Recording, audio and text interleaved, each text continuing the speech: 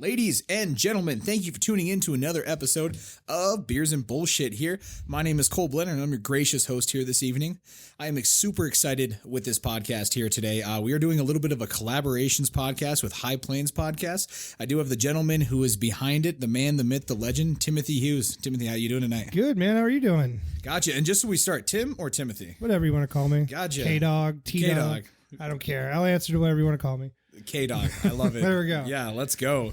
Let's continue with it. So he hosts High Plains Podcast, which talks about a numerous amount of topics here that we're definitely going to dive into. But probably one of the more important things is the fight for legalization of marijuana here in South Dakota. And we are going to dive into that hardcore. But first tonight, you know the drill. This is Beers and Bullshit. The first part of that is beers. So we're going to bring to you from the Sawyer Brewing Company out of Spearfish, South Dakota. We're going to bring you a local brew here. It's going to be the French Toast Imperial Stout. Now, we are going dark and heavy lately here with the beers, but oh my God, this beer is absolutely fantastic. It is smooth. It is sweet. It is just everything that as a non-stout drinker that I want a stout to be. Seriously, it's fantastic. Tim, where did you find these at? Mr. Liquor. I went on there. I said, hey, I need a good craft beer. And he pointed me in that direction. Yeah, because this is absolutely fantastic here. I haven't even heard of Sawyer Brewing out of Spearfish, South Dakota, just kind of being a little bit more back into the area in the past couple of years. Have you?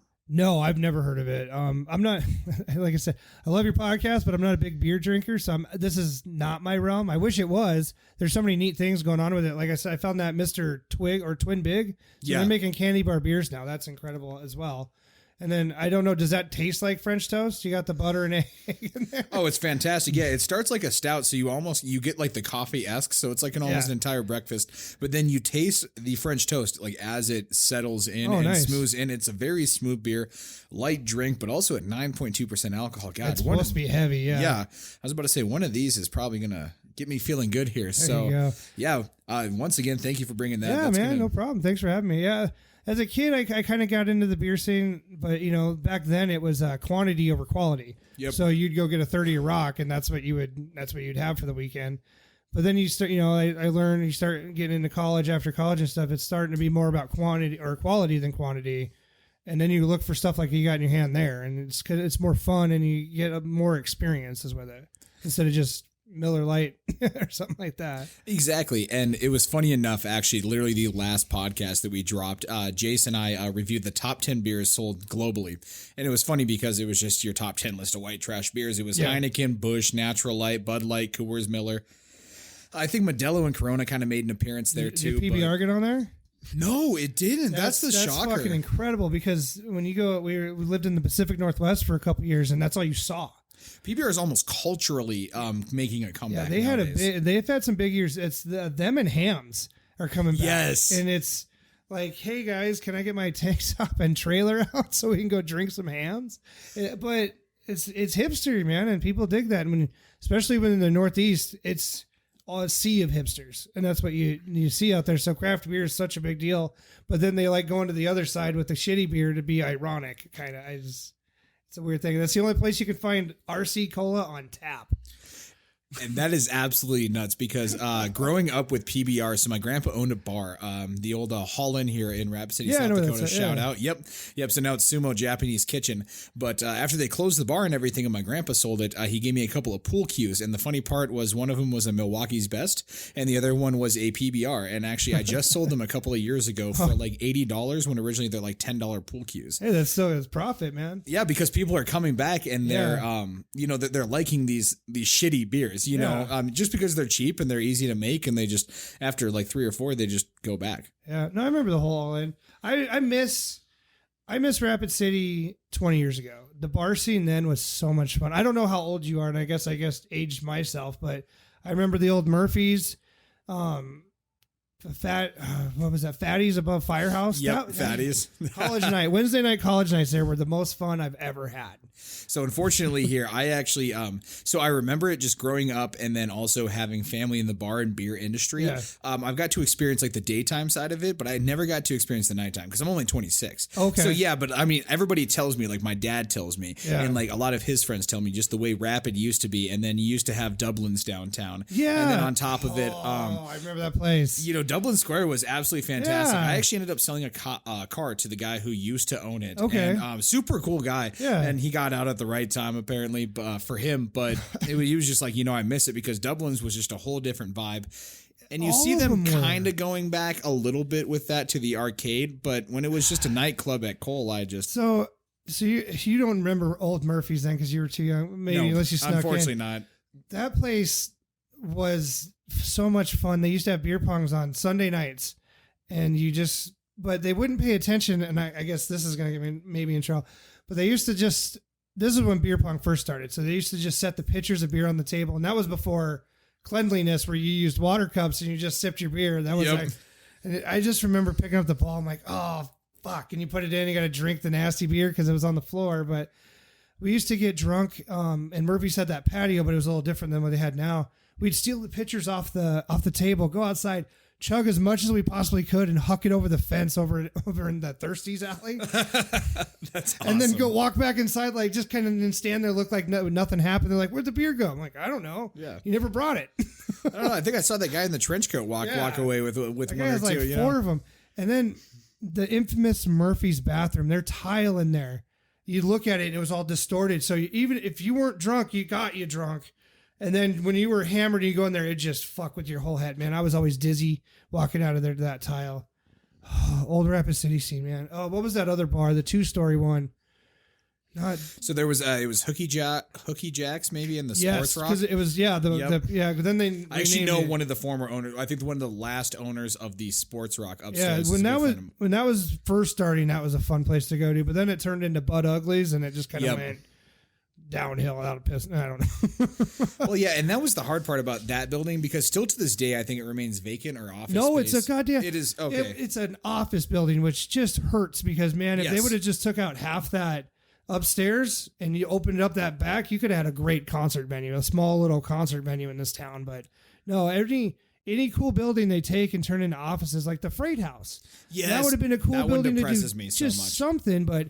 Now it's a dentist office. What the fuck, guys? What are we doing here? I know it's like this gentrification and like remodeling, quote unquote, of Rapid City, but it's like at the same time, some of it's cool, but some of it also just kind of shits on the identity of what this town used to be. Yeah, and I like the change that we're trying to make, but I feel like there could be better change. Like instead of giving these people more office space for places they can go build a generic office building, take the Freight House and do something cool with it. So what it makes me think of is in South Park, there's this episode where they kind of mock because every single major city or up and coming city in America has made this like low income gentrified and they like gentrified it, really like raise the property values. And so South Park has Soto Sopa, which is south of downtown South Park. It was Kenny's house. Yeah. The lofts at Kenny's house, which Kenny's house is, if you know, Kenny's the poorest character in South Park, and he's there in a just a shitbag house, and so they just like all the lofts are around. Yeah, they just build this like modern ass, looks like downtown Denver. just complex around Kenny's house, and then there's Kenny just still there, just hanging out. Parents are getting into fights and fighting each other, and Kenny's just just there. Come to the lofts at Soda Sopa. Now introducing the views of Kenny's house. And it's just, it's like, but no, I mean, obviously South Park, because they have a point to almost everything they do. And you go through Denver now, and again, I remember Denver kind of back in the day where they had the old cool concert halls and stuff that you could go to, and then Warped Tour and just shit like that. But now they have those little hipster neighborhoods where it's like anesthetic waxing / Botox. Right. Be put to sleep and get waxed. I'm like, all right, that's a neat concept. Well, and it was the same thing I heard about in Vegas too, is all these different areas that previously had just been, like hole in the wall shopping centers. You got like a smoke shop here and this and this and that. And slowly but surely, like it's kind of like the nicer areas like Summerlin of Vegas, like started to bleed down into these other areas, which I guess good for some of the shops, and it goes to the eye quality. But then at the same time, you lose some of the charm that you kind of get with it. Like downtown Rapid City still has like the Oasis and the Brass Rail. And I think that keeps a lot of the charm there because those bars have been there for a long time. Yeah, and I love what the Rail did out front. That looks so nice now. Yes. Because it still has the identity, but it's just nicer. But exactly. I miss St. Joe's Pub. That was a nice place. Cool. They had bands there once in a while. And I remember Venue 8. That was like a day they had that going on for. They had some good bands, though. It's just funny. Like there's those opportunities because that's what I think really Rapid City lacks is a good music scene. There are like some spots like Tria and stuff like that. Local bands will try to play at, and then you get some singer songwriters who there's a lot of them that are really good, but not the Blind Line and stuff like that. But you don't have like the middle of the road bands where you can get like a 500 person venue and go see like Fits in the Tantrums or just something like that. Exactly. And I think that's one thing, like not being too well versed anymore. But like when I was younger, I felt like I knew some people who knew people in the bands and everything. Yeah. And nowadays I just feel like, and shout out to this band, Camp Comfort. They're absolutely fantastic. Go check them out. But I feel like they're the only ones who I ever hear of playing downtown anymore. Yeah. And it's the same like 7 bands that unless they bring in other people that like at Summer Nights, for example, I just feel like it's the same rotation that we've been seeing for a long time. This will get me in trouble again. And I never really hear a good band downtown at Summer Nights. No, I'll agree to that. It's all cover band. But there was one, again, I'm going to say it back. God, you're making me feel fucking old on this show. Back in my day, there was a Johnny Lunchmeat used to do covers and have their own songs and stuff. Those guys were fucking good. And they played every Wednesday at Fatty's. And it was just, it was fun. God, I want to be a kid again. Dude, I wish I was born earlier because the problem is for me, I'm still a kid, you know, at 26, very young still.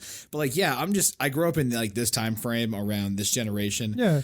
And I'm sure every millennial sounds like they say, oh God, I was born in the wrong time frame. But really like, yeah, there's sometimes you just kind of look back and life just seemed to be a little better then. And I would agree if you gave me a chance to go back and be born 20 years earlier and I don't have to grow up with smartphones and technology, dude, sign me the fuck up. Yeah, no, I remember, growing up with Nintendo, the 64 would be all excited when the Genesis hit and stuff like that. But it's just nowadays, you got your smartphone in front of you constantly. My kids are so bad at it with technology. They know how to run the damn things, which is important, I guess, but their tablets and phones are always in front of them. And car trips, if I ever have a dead battery or a dead spot for cell service, goddamn, you hear about it. Oh, no kidding. I remember. So, and this is probably a bridge complaint here because not quite old enough to because this is still a technology complaint. Yeah. But I remember having the original Game Boy and with the original Game Boy playing Pokemon and having to wait until we got into cities when we were like traveling, like we'd drive to Minnesota to see family. Yeah. And so I'd love when we hit Sioux Falls because all of a sudden the lights would come on so I could stick my Game Boy over and I could see the screen. Yeah. Because we were not turning on the light. No, not at night. Mom. Game Boys were not used at night. Yeah. Yeah, they were not used at night. And so finally when they came out, we got these like attachable clip-on lights for them, and then the next year the Game Boy Advance SP came out with the illuminating screen and changed everything. Yes. And I look at it now, it's like people don't even give a shit about I was checking out new phones, and the new Samsung Galaxy phone that's going to be coming out, like the S25 7 or whatever. Yeah. It has 3 cameras on it, and so I thought that was pretty cool. And people are like, "Oh yeah, the iPhone's been doing that forever." And I'm like, "Same as this motherfucker." Exactly. Can I tell you what each lens does? Yeah. No, because I have no fucking idea what each lens does. I find that but cool I got 3 of them. Yeah. I'm overcompensating on cameras is what I'm doing. Right. Think of an old soul because I grew up. We never got the new game systems right away. I growing up, I was a gamer, but the Xbox and the PlayStation, it was you wait a year until the prices drop. Yep. And so even to this day, I still have a PS2 that I retro game on. Yeah. I grew up listening to anywhere from classic music to classic rock and 80s and stuff. And I fuck with everything, but at the same time, I just feel like I was raised a little bit older. So I appreciate that to where it's just you see the technology and you're like, dude, this is amazing. Yeah, I had one really good Christmas where I got a 64. I was so pumped and playing GoldenEye and stuff. I remember fights over GoldenEye fights, and then I play video games now and then. I get into Call of Duty, but once a 12-year-old tells me he's gonna fuck my mom, I'm like, I'm just gonna get off party chat. That's so hard to play those games nowadays because you have these kids that are just fucking toxic, and it's like, where's your parents at? See, the worst part is I just turn it right back around on it, and I'm just like, probably not. She's really picky. Wait, what? And I'm like, by the way, how's your mom doing though? Did I leave my jeans there last night? I can't really remember. So kids, man. Yeah, I'll talk that smack to a 12-year-old all day long. Crazy, and it's like, fuck. Probably having them though, it's a little bit different because you're like, shit, these are around my kids' age. Well, that's what I'm like, because I'll watch him. He'll get on. He likes playing Roblox. Is his big game, which.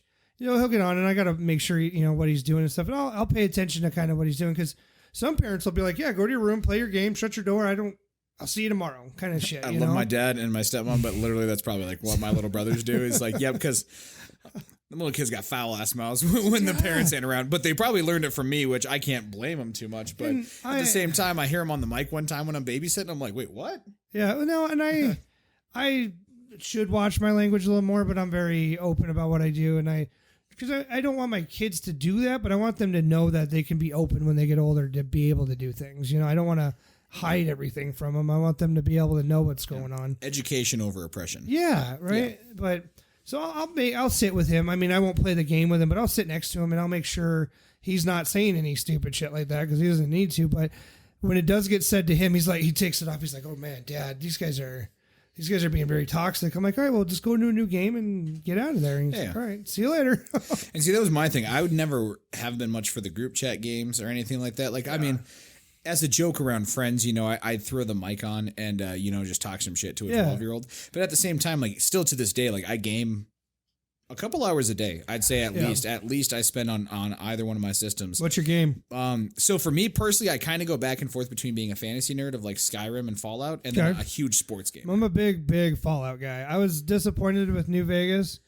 I didn't mind it, but I was really disappointed with fucking 76. So really disappointed with 76, but New Vegas is actually my, like, kind of my niche, but living out there. But see, mine was 3. Fallout 3. Okay. I spent so much time in that game. My wife would yell at me back in the day on that one. I do hope they remaster that because I feel like New Vegas is new enough to where I can still play it and enjoy it. Yeah. My problem with going back to Fallout 3, because I caught on at New Vegas and then retroactively played 3. Yeah. So I got to play New Vegas with the better shooting mechanics and the increased VAT system. Yeah. So going back to 3, the storyline much better. But for me, I have a small affection of New Vegas for it being A, my original game, and B, living in the area. It's kind of cool living out there. Still remember that story. Saved all the super mutants from not putting that contaminant in the water. Yep. I did, so that's the way I went anyway. I did. I've beaten it enough times to go everywhere. I did, yeah. I did do one, and I felt like an asshole, and it makes you feel like an asshole. But I blew up Megaton. I'm like, I didn't know you could do that because every time I started a new game, you'd follow that fucking path down, and first thing you'd hit is Megaton. Yep.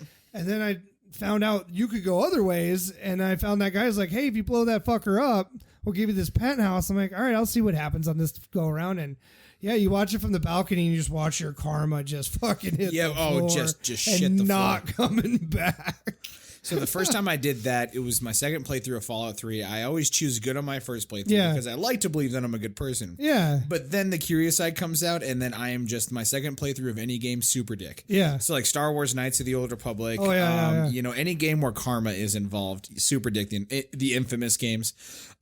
Super bad guy the entire time. And so, I literally chose that like right away, like helped the residents, but made sure I gained as much like negative karma as possible. Yeah. And then finally when you make it to the high rises and they're like, blow up Megaton. And my guy's just like, yeah, that seems in character at this point.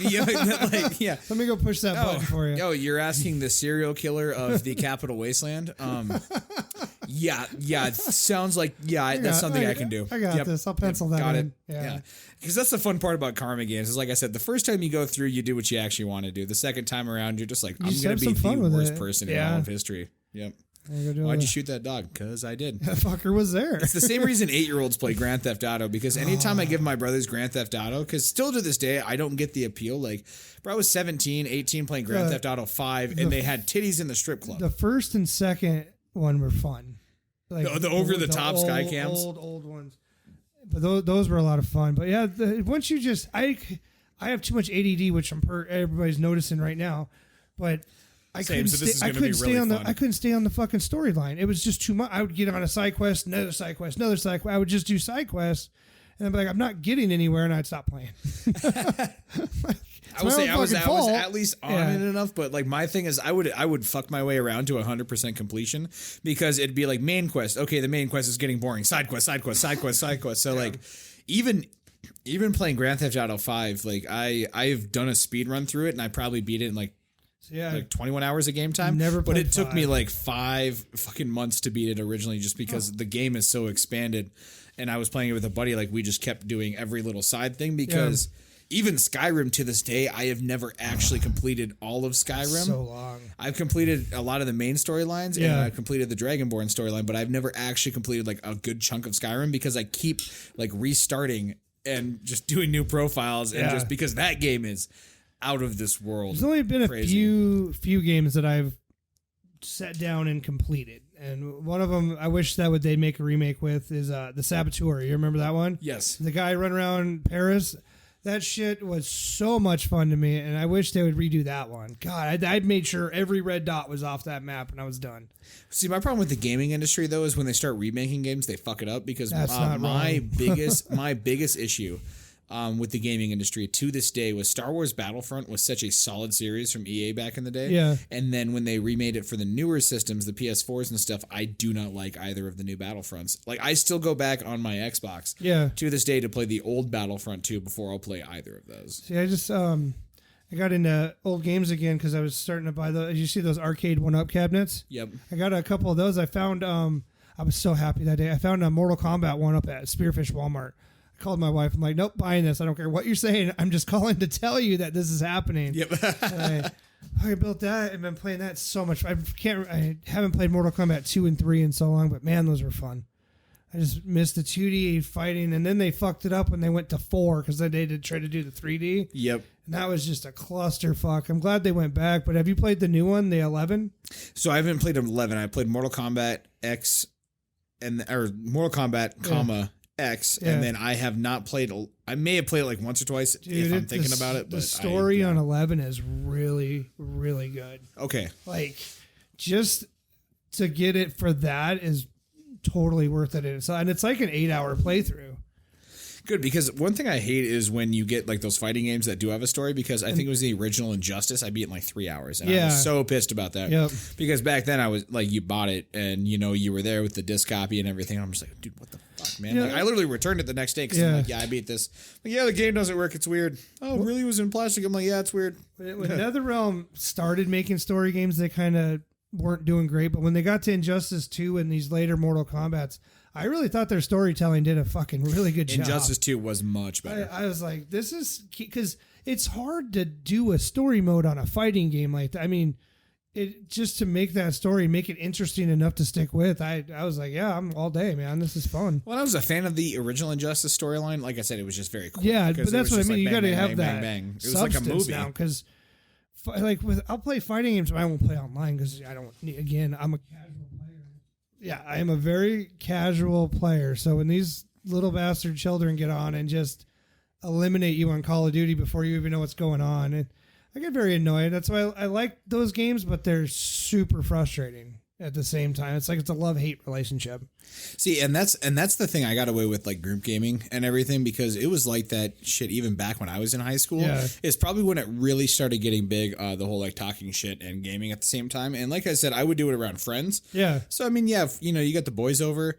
You're playing Xbox, you got split screen on Call of Duty, you're playing, like, for me, it was Black Ops 1 and 2. Yeah. Black Ops was fun. Yeah. And so, yeah, we'd have the mics, on and everything like that. But literally, probably since I lived, like, by myself or, like, not with a roommate who I game with all the time, I don't use mics. I very rarely play, like, online competitive gaming. Like, if I play online, it's Madden. Yeah. And even then, I'm not even, like, trying to talk to the other person because I I'm just trying to miss, chill. for a football game, I miss the old NFL Blitz. That shit was so much fun. The old NFL blitzes were amazing. Yes. I think Jason and I were talking about a little bit, like Madden is literally just taking the life out of the football game because it is so much fun to play the game itself. Yeah. Like when you play a game, I will say this as someone who owns Madden 21, who still plays it, who has bought every copy of Madden since 1999. I still buy the game, but I can be a critic of it because I buy the game. Well, that's the thing. Yeah, you got the right. Yeah, and so the thing is that, like, it just shits the bed everywhere else now. Gameplay realism, fantastic, but the second I get into franchise mode, the menus, it's just all copy and pasted bullshit. Yeah. And so, like, NFL Blitz back in the day, man, it was unpredictable. Like, every game just so was fun. fucking amazing. Yeah. And then you follow up with, like, the rated R ones. Like, I don't know, did you ever play the Blitz the League games? A little bit where your players could take steroids and get addicted to drugs. Yeah. I loved it. Yeah.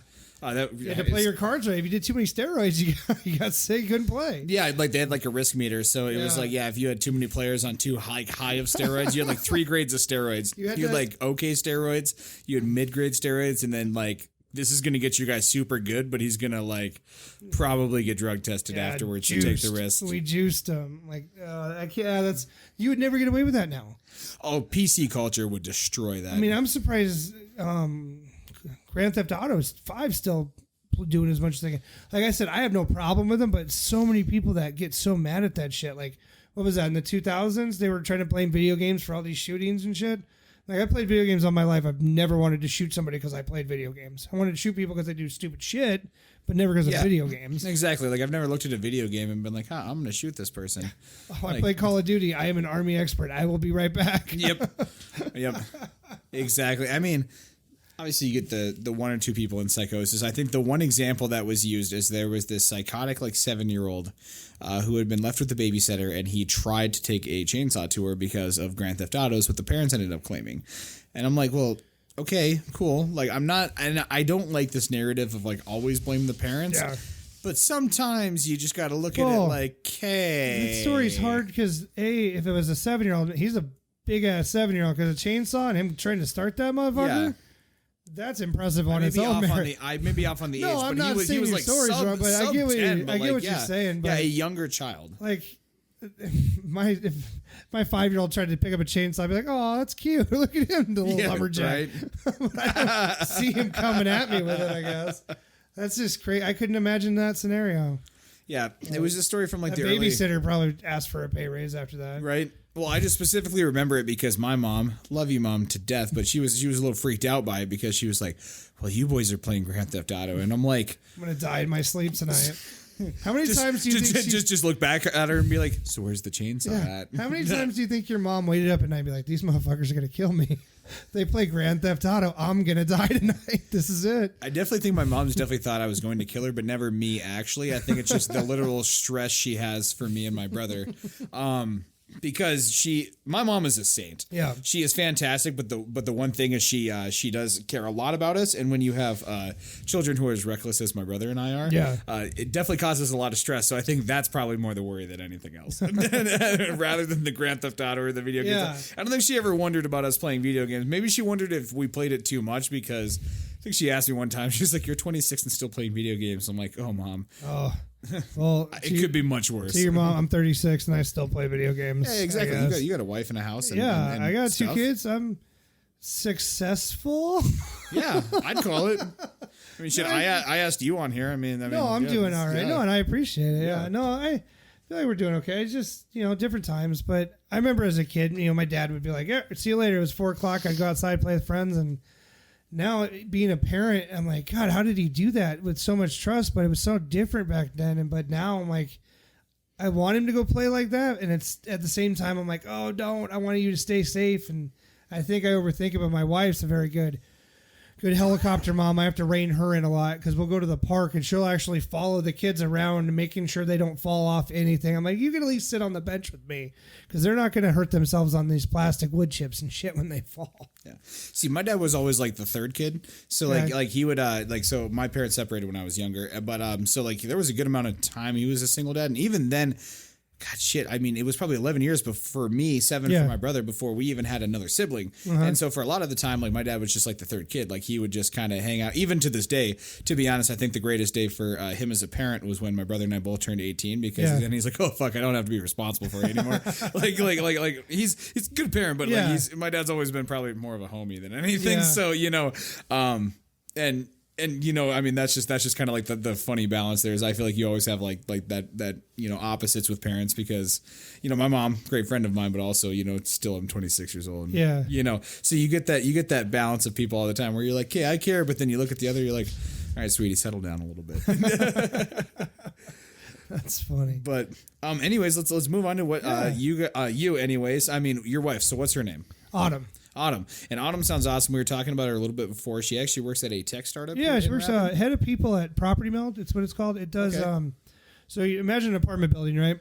Yeah. Like with full tenants. So now if there's ever a maintenance problem or anything like that, they have a software program that you can purchase from them where the tenant themselves will go to that portal, put the maintenance request in. Okay. And instead of the property manager really having to deal with it, it just sends out emails to where it needs to go to their preferred handyman or plumber or whatever.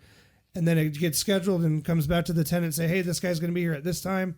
So there's no phone calls or anything like that or missed appointments or stuff like that. No, that's awesome. It makes it probably a lot more quicker and efficient, and kind of takes a load of work off of the office ladies because, not naming where I live, but they are definitely a little overwhelmed because they seem to lose every piece of fucking paperwork I turn in and that's, all the time, and I can imagine it's a very stressful job. So I'm just like, obviously frustrating for me, but frustrating for them because like if you can take another thing off of them, that's exactly, fantastic. And that's what that software does. It's to alleviate that problem where you don't have to worry about what your property management's doing because it's already set up. Exactly, and that takes a huge just paperwork load. Paperwork, it will jam up anything if you've ever worked in any industry, just involving paper. So you just have to know, like, dear God, it's the bane of existence. Like, everybody's like, why do you want to go electronic? And I'm like, one word. Yes. Or 2 words, paperwork, 1 word, paperwork. When I worked for the state about 10 years ago before my knee went out, I did materials testing, so we had to write down all the test work on road construction that would happen, and I'd go through so many pieces of paper. I'm like, there's a digital format. Give me an iPad, and I can do this and send it to you instantly instead of you waiting until the end of the week because I'm working out of town to get you all these papers. And they're like, no, we like the paper because then we have a paper trail and you don't lose all your stuff. I'm like, fuck, we can automate all this stuff, guys. Come on, let's do this. Exactly. Yeah, you just get backups on servers. Like, I'm not even a technology person.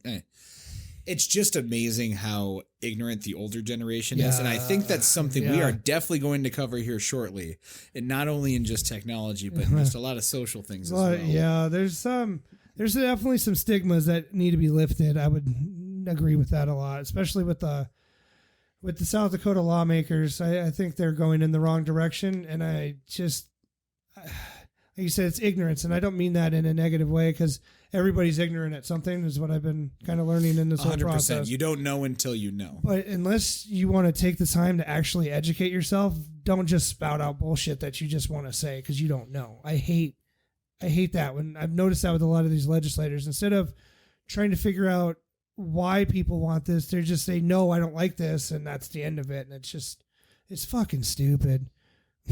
Well, and I feel like that's the big thing is like ignorance is acceptable because it's just the lack of knowledge. But stupidity is the lack of knowledge and then still choosing to speak on it at the end of the day. Like trying to bullshit your way around it because you saw this 80s drug commercial with an egg in a pan and all of a sudden you want to formulate your entire opinion off of 30 years of horseshit. Yeah. Yeah. It's they compare it to meth is what I've been kind of learning about that, which there's the two are so different. It's comparing apple to oranges. And for the life of me, I cannot understand why they think those two go hand in hand. But I know, when you do a drug bust on these people, especially the ones that are dealers, of course they're going to have every kind of single drug on them because that's what sells. That's just being a good businessman. I know that's a bad thing to say about a drug dealer, but they're not just going to carry one goddamn product. They're going to have it all. Well, and that's the thing. Just to summarize here, obviously we're going to be diving into the main topic probably of this, which is marijuana legalization in this state, comparing weed to meth. But yeah, I mean, you're talking about drug dealers and obviously, just any sort of experience you have around it. Yeah, I mean, that's one thing you got to understand is you can't just classify them as this. It's like, no, if you're buying Coke from a guy, it's like I'm sure he probably also has the other stuff that's in that realm. So when those people get picked up, those statistics go up and they're like, well, all these meth heads are doing weed, so all these weed guys are going to do meth. I'm like, first of all, that's completely different than what we're looking for because with medical marijuana, that's actually helping patients. That's helping kidney transplant patients, people going through dialysis, people on cancer medications. All that stuff helps alleviate the pain and be able to eat. I don't know if you've ever used marijuana, but I tell you, when I do, I get fucking hungry, and I can't imagine not being able to eat. So if there's something out there that can help, that's a natural remedy, I don't see the harm in it helping some patients, and that's the big thing. What I'm looking at with a lot of this stuff, I agree with Rec as well. I mean, it should both be readily available to adults 21 up. I mean, alcohol is, exactly, and I think that's the main point. There is that in this country here, alcohol, a substance that has been proven to be actually literally poison for your body. Like the positive effects of alcohol, such as like a daily glass of wine and stuff like that. I mean, highly over exaggerated to, I mean, to really what we're covering up in this country, which is hundreds of thousands and millions of alcohol related deaths a year, both through DUI, alcohol overdose. I mean, you're talking about domestic abuse, spousal abuse, abuse from male and female, and both. I mean, just overall physical abuse that is coming from alcohol. And I mean, the joke is at the end of the day, you know, drunks get in fights, you know, stoners lay down on the couch and eat potato chips, but it's really there. And it's not that there's no negatives to marijuana, but at the same time, it's definitely less of a negative substance. So why do you not allow adults 21 and over the choice, especially when it's something that, when taxed and properly regulated, can definitely be a benefit to a government that's hugely in debt? Which that's what's crazy too, is it's not like South Dakota is the first state to do this. We're not we're not inventing the wheel here to figure out marijuana legislation. There's 33 other states that have done this. So when they so I don't know if you've been kind of paying attention to this recently. I'm sure not as close as I've been doing this, which nobody is. But so House Bill 1100 passed, which I was paying attention. Yeah, so that one dismantles IM-26. So now we have no more medical bill in place, and it pushed out to November 2022 before you can even get a medical card, which means then to get product after that, you're looking in 2-3 years. And that's incredible. When they had the framework in front of them, there was no flaws with it, but they didn't have control over it. So they killed it, took it and trying to make it their own. But for them to say they couldn't implement it in that time frame is absolute bullshit, because Arizona did it in 4 months. Well, and that's the complete horseshit thing here, is like when precedent has already been set by, I mean, even states, Colorado, Washington, Arizona, Nevada. I mean, just to name several states who have legalized recreational and medicinal marijuana in this nation. I mean, to sit here, obviously, I mean, you can chuck your conspiracy theories out there about Kristi Noem, her husband, everything out there, or the state. If you could get crop insurance, we'd have weed, everybody. I'm telling you. Exactly. But I feel like the biggest thing at the end of the day is really, it's an overall ignorance in the state, because while, you know, what was it, 54 to 46, you know, recreational did get approved. I still feel like the fact that there's 46% of people out there who didn't approve of recreational, well, I can understand some people being on the fence. I think it's big fear mongering. Yes. When you're looking against it, because the positives and the negatives, like when you need to balance any sort of law situation, you always need to balance, okay, what's good and what's going to be bad that's going to come from this, because you're going to take it and you got to weigh it, and then if the overall is good, cool, pass it. The citizens of South Dakota weighed the positives and negatives, and they overwhelmingly in the medicinal side said yes, and in the recreational side still decidingly said no or yes. And so but how do you sit here and just dismantle something like this? Well, if you ask your state legislators, a lot of them will tell you people did not understand what they were voting for. That is their argument with IM-26 and Amendment A, that people did not read the bill and understand what they were voting for. So essentially, a lot of the South Dakota state lawmakers are calling voters stupid that they don't think we know what we're doing. So, but it begs the question is, if we didn't know what we were doing on these bills, did we know what we were doing when we were voting these people in? Because maybe we voted wrong. Maybe we didn't know what we were voting for when we vote these senators in. Well, I would almost argue, because in an election, and now, well, I do love this statistic, because more people voted for the legalization of recreational marijuana in the state than Kristi Noem. Yes. Now, you do have to throw a small asterisk there, because obviously everybody knows that non-presidential election years do naturally turn out less voters. But still, even in a overwhelmingly Republican state, what kind of statement, I feel like, does this send to democracy in general? Just to state that this is something you voted for, but we don't care. And by all means, because they are the lawmakers, they are setting this quote unquote legal path to really just dismantling the vote as well. Because the big thing with House Bill 1100, which a lot of people are worried about, and they have every right to be, is they're going to find a way in that year or year and a half to dismantle it altogether and just get rid of both. I mean, she said right after, on November 4th, marijuana is not right for South Dakota. The voters were wrong. And she's proven it right now. She's dismantling everything everybody voted for, which is incredible, because like you said, 70% was medical. You can't tell me 70% of the state is Democratic. No, there's a lot. That's at least 50% Republican in that page. She's killing voters here. even then, if you want to just purely break down where this state aligns in this last presidential election, I feel like the party lines were more defined than ever. Yeah. How much of a percentage of the state voted for Donald Trump versus how much voted for the recreational? It was crossing party lines on an overwhelming level. And that was the thing, is like, even then, just talking in the community, like being younger, but also having obviously the connection with like parents and, you know, friends around older ages and yourself, you noticed, especially probably around like your age, in the 35 to 50 demographic, a lot more support than we probably had 2 to 4 years ago. Yeah, because it's being a lot less stigmatized. It helps that all these other states are doing this at the same time, because it brings more people the willingness to say, yeah, I use this, it helps, instead of saying no, I don't. Because I've talked to a lot of nurses. 'Cause I go to the VA quite a bit, but when I talk to those nurses up there, I kind of want to get their opinion on this thing. And the big one they say is they have trouble with anesthesia with older people, because they won't tell them that they take edibles every night, and when they try to put them under, they can't because their tolerance is so high.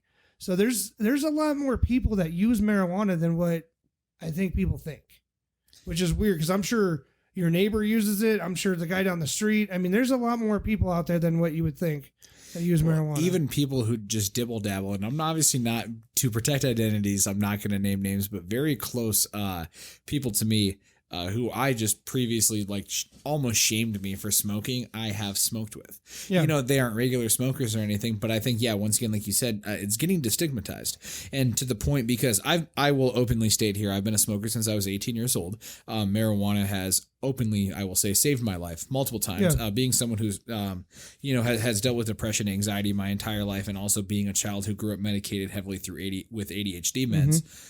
It's probably the number one thing I found at the end of the day to help out just all of that. Because for me, as someone whose brain is just constantly running 1,000,000 miles a minute, it's like this like intercrossing interstate that just does not work. It just kind of levels things out, slows it down, and just kind of makes it just a little bit more stable and control. So that is my personal experience with it. And the best thing about it is there is 1,000 different experiences that everybody else I have heard from different people all over. And then it depends on person to person, strain to strain. There's so many. God, I can get a marijuana for hours. There's so many different strains out there. You know, indigo, sativa, the hybrids that go either or. They'll make you feel happy. They can make you feel tired. They can make you feel hungry. There's just so many different strains out there that can help and benefit people. It's just amazing that we don't take advantage of that. And then I know a lot of the arguments also that come into play, well, it's not FDA approved. You can't. And the reason you can't FDA approve marijuana is it would take for fucking ever, because what you need to do is produce the same results 3 times for the FDA to consider it. So that means you just got to use those strains. You'd have to stick with like banana kush or something like that, and you'd have to recreate it over and over. But once you made that hybrid with something else, like let's say mimosa or something like that, so you have banana mimosa now. That's a whole other strain. So now you got to go back to the FDA, recreate it 3 times the same way.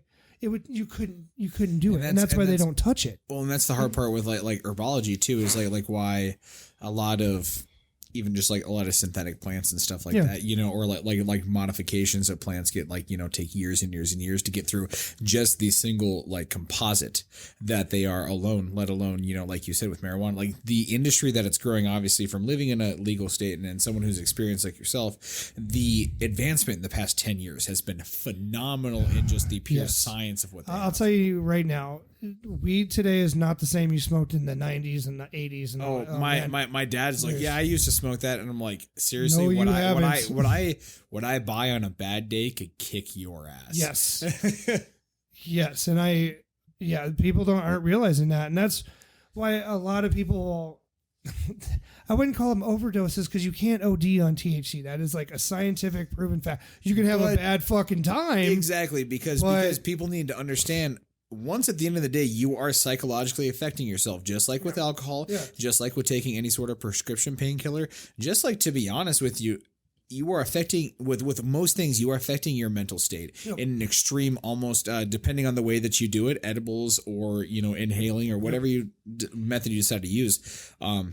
It's almost instantaneous sometimes. And so that's the thing, is like you're altering your mental state. And for people who don't have that experience and are unfamiliar with it, it can cause anxiety and bad situations. See, the edibles, that's where the problem is because they don't hit right away. They take about 2 hours to digest and hit your system. To really kick in. So what happens is these people that are very unexperienced, they'll pop a 5-10 milligram edible, wait which hour, is what they should be doing for their first time. But they wait for like an hour and they're like, oh, fuck this, nothing's happening. So they'll take another one and then shit gets real in about the next hour because you're hitting that first one and then that second one's starting to slowly hit too, and you just have that too much of a level in you, and you're going to have a bad time because you're going to get paranoid, you're going to have panic attacks because you don't know how to handle it because it's never, especially on the first time, it's never happened.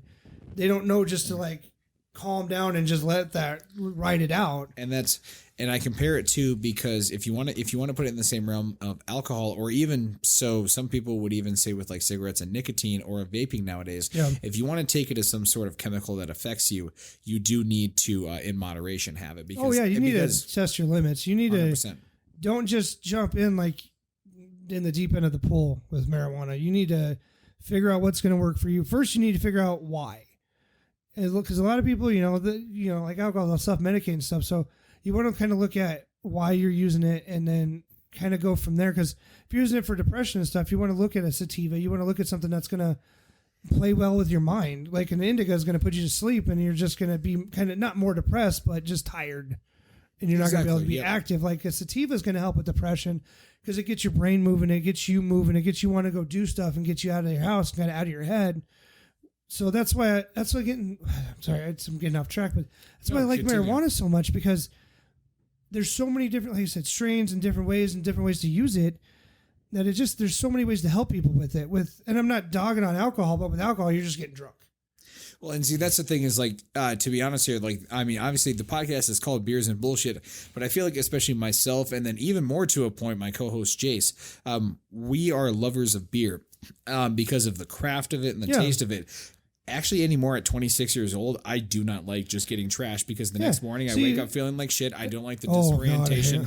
I do not like the disorientation that comes with getting drunk. Yeah. And that's the worst part for me, is just like I enjoy having, because I even told him coming into this podcast, because he was like, bro, I brought like 12 beers. And I'm like, honestly, I'm going to have like one beer. I'm going to sip it the entire time. Yeah. And we're just going to hang out and talk, because that is honestly, that's what I prefer. I prefer enjoying the quality of the beer as opposed to the actual feeling of the alcohol. And you start getting there, but then sometimes you get people that don't realize that, and they're doing tequila shots at 9 a.m. And it's just... But that's a huge culture thing too, because you and I both experienced our times through that too, man. There was days, if it was my day off being a server, and when I was serving and bartending, if I had a day off, I seriously had, if I did not have a 36 rack in the fridge, I was to the nearest liquor store to buy one. Yeah. If it was summertime, it was beer darts on the front lawn. And while those times were awesome, man, I'm just looking, like, there was even days I did work and I would just be intoxicated as shit and like catch a ride, obviously not driving. Yeah. But catch a ride to work, and like as serving, I'd be serving tables like the first hour or so, like I'm trying to sober up the entire time because I've been slamming brews back all day. And then I look back at that, later on, and I'm just like, why did I actually do that? I didn't think I actually wanted to. It was just, it was more reactionary and just kind of what was going on around you at the time. How many of us actually drink because we want to, or how many of us actually just drink because it's what's going on and you're just miming behavior? And I agree with that, especially like in bar culture. When you get 21 and you get into that, that, like you said, 21 to 26 almost, because then you start growing out of it. You realize like, fuck, I can't do this anymore. And that's where I'm at right now. Yeah. So you did, and I did the same thing you did. I mean, I can't say 20, we'll say 21 and up, that's when you got your heavy drinking years and you're going out with friends, you're partying, you're doing that stuff. And then it kind of hits you once you start getting a little older, like you're at now, like, fuck, I can't do this every day. I got to function. And then you get to my age where I maybe drink once a month, but like maybe once a year I'll do like a party night, Yep. And I pay for it for the next 2 weeks. But when I use marijuana, fuck, man, I'm great the next day. I don't have the hazy hangover. I wish I would have discovered this when I was 21. To be honest, I've only been using marijuana for medical purposes for 4 or 5 years now. And so the worst part for me is because I'm actually going to speak on a darker part of the biggest reason I believe marijuana should be legalized actually is not even for medicinal or because of the not so bad effort. I feel like it being illegal, stigmatizing it as a drug actually puts it in a harmful realm. Yes. I feel like because growing up, I only found marijuana because I was, partying and hanging out with friends, and some of them are still good friends to this day, but I couldn't say we were all making the best decisions at the time. You know what I mean? And so as it grew, because I ended up, partying enough, and take that as you will. But, I feel like that brings you into another realm as far as like, how do people actually get introduced to cocaine, into methamphetamine, heroin, acid, mushrooms? And I do love actually psychedelics, and I do believe that they have a part in therapeutic society. They do. But, Colorado, Oregon, there's a few other states, but there's there's proven facts with taking mushrooms and doing therapy is like, they've done it in terminally ill patients that are like super depressed because they just know at the end is coming, and they do that therapy. And there was one lady I was listening to, she's like, I feel like I can live life again. I know the end's coming, but I feel after that experience so much better and so much in touch with everything that I'm okay. And that's the problem is, like, for me, like, I will speak personally. My introduction to all of this was, let's just do it to get high. Yeah. You know what I mean? Like mushrooms, acid, and I believe like marijuana have phenomenal benefits to society when used in the right ways. Mm-hmm. And that's the problem is like right now, everything is stigmatized as a drug. Yeah. And so then it all just kind of gets this pile on, because as we were talking about earlier, the coke dealer does also have meth and this and that and that. But also a lot of the times he's also the guy selling these kids weed. So how many times do you differentiate from just your buddy who kind of sells dabs, or your buddy who just kind of sells flour on the side, to this guy who your buddy knows who sells everything. And then all of a sudden one time you go over there and it's like, yo bro, do you want to try some of this? Do you want to try some of that? And then that's how you get suckered in. Yeah. It's not the marijuana, it's the dealers. That's what I think people need to realize, because I've never smoked marijuana and been like, fuck, man, I really want to do some cocaine right now. I've never, like, I want to do some meth or anything. Never had that feeling. Lay's potato chips is my drug of choice when I'm on marijuana. It's just insanity that argument's there, but they don't look at the bigger picture of why that would happen. But if we legalized it and you had rec and you had medical, you would still have a black market portion, but it wouldn't be like it is now. You wouldn't have those guys pushing harder drugs on people. It'd be like the guy that likes to grow and he's got a couple extra plants and he's trying to get rid of ounces to people. And see, that's the thing is because, and you are a lot more involved with the like the association. Shout out to South Dakotans for better marijuana South Dakota for better marijuana laws, new approach. 605 Cannabis is a really good information source too. But yeah, follow those guys' Facebook page. You'll get all the videos. They keep you up to date. They've been doing a really good job with the lawsuit. They actually have an event coming up March 20th. It's called Freedom. We're on it. They kind of played off the whole meth thing. But yeah, they're doing a live telethon event. They got a few bands listed up there, a few national speakers and stuff like that are going to kind of talk, raise awareness, and we're trying to get donations for a MMA lawsuit is what they're trying to do. No, good. And actually, I'm glad you told me about that, because that's something we will definitely promote on the show once again. Can you repeat the details of that for everybody? Yeah, it's called Freedom. We're on it. It's the campaign. You can look it up on Facebook. It'll bring you right to it. And it's on March 20th. It's a live event. I'm not sure what time it starts, but it's it's a live event on I think they're going to post it through Facebook Live and have a bunch of different bands play from wherever they're at, and a bunch of different public speakers telling their story about marijuana and how it's affected them and that kind of stuff. Kind of get patient advocates out there, giving the story behind why they want it, not just we want drugs kind of thing. The reason why they need the marijuana. Because I feel like the opposers to this really just feel like that's really what it's all about. It's just a lot of people are just like, well, I just want what I do to be legal, and it's like, no, that's 100% not what we are behind. Sure, that's an added benefit, but that's not what we're behind. Promoting this. No, we have a lot of very uneducated senators and House representatives that don't really understand why people are using this, and when they compare it to meth and say, no, marijuana is just like meth, that's fucking hurtful to people, man. There's people out there. And like I said, I'm not going to name names or anything, but I've known people that are in wheelchairs and dire straits, and they use it and they got off so many other medications that they were on. Instead of taking a fistful of pills, they're down to like one or two, and they take edibles, and they feel so much fucking better. I don't feel like that person's a criminal. I feel like that person's just trying to feel better and live life to the best they can. And who are we to fucking tell them that they can't?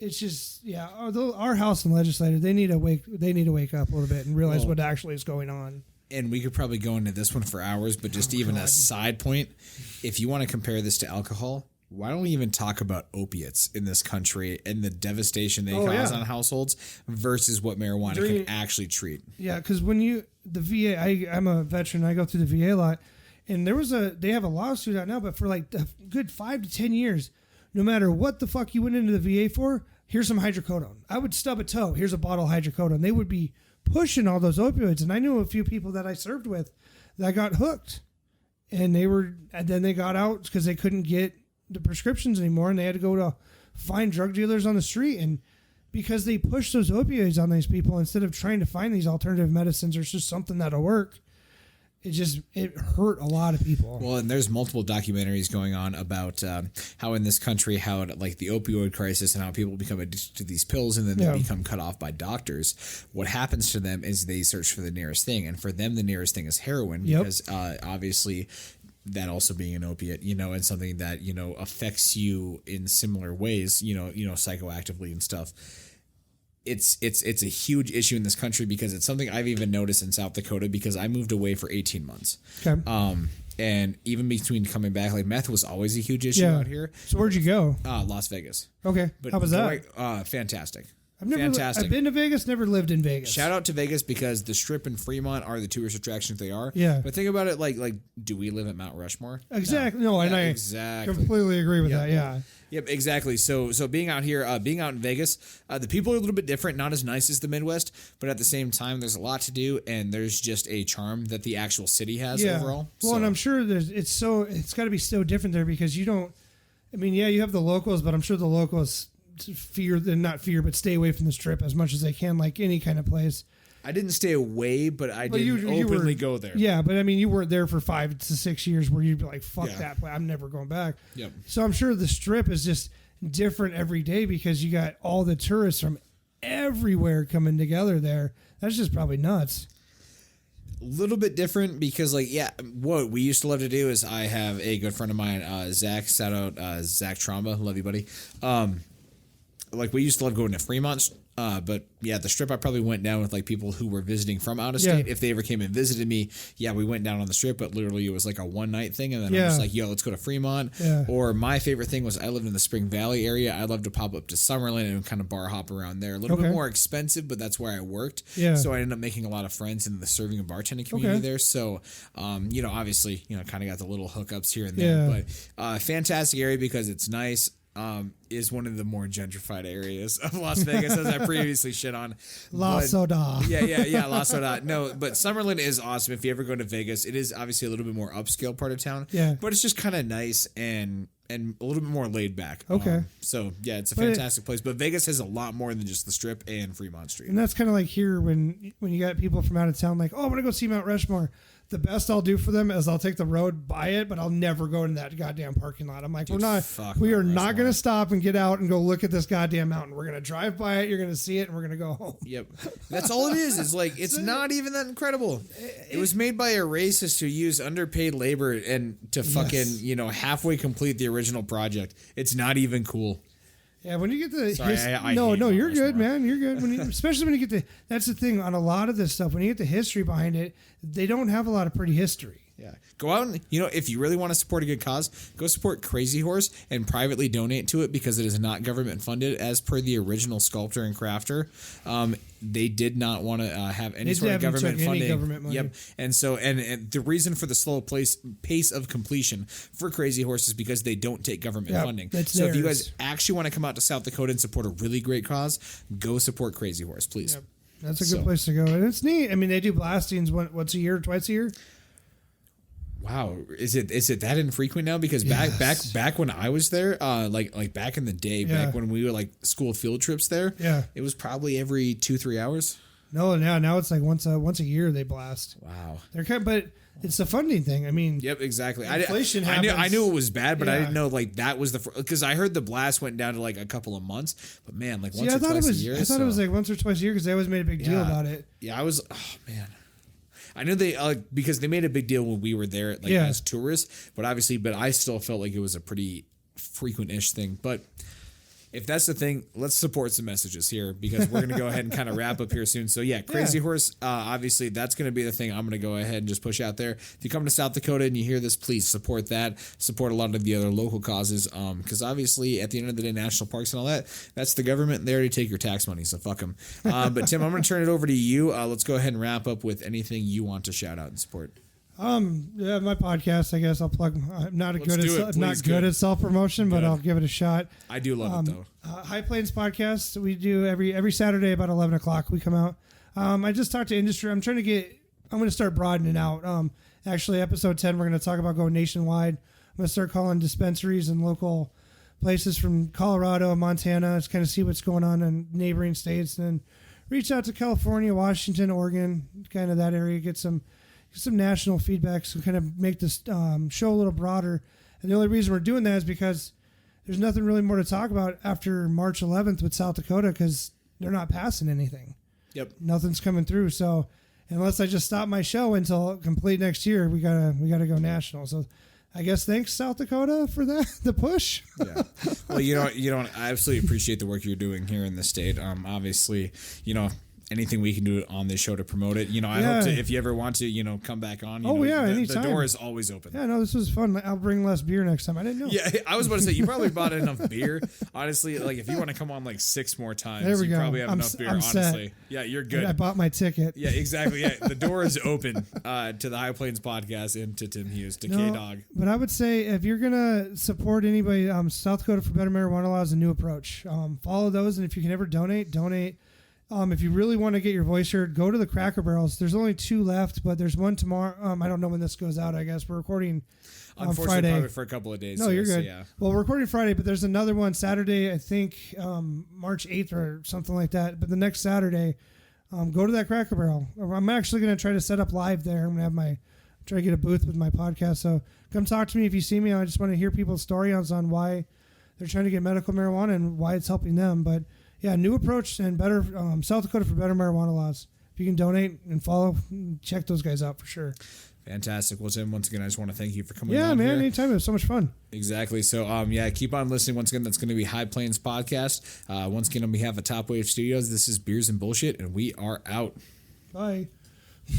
Bye. Bye. Bye.